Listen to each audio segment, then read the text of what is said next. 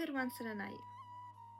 මනෝපුබ්බංගම ධම්මා මනෝස්සෙත මනෝමය මානසාචේ පරුත්තේන භාසතිවා කරෝතිවා තතෝනම් දුක්ඛමං වේති චකම්බා පහතෝ පදං.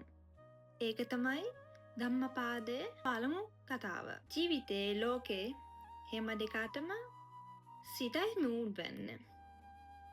සීතම තමයි ශ්‍රේෂ්ඨ වෙන්න.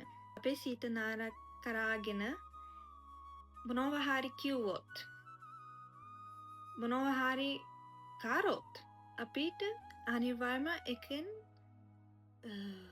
දුකක් ලැබෙයි. හැම දෙයක්ම පාඩම් ගන්න අපේ මනසින්. යහපත් මනසින් අපිට යහපත් ජීවිත ලබා ගන්න පුළුවන්. ඔබේ මනස පුහුණු කිරීම කොච්චර වැදගත්ද? ඔබට දැන් තේරුම් ගත්තද? තෙරුවන් සරණයි.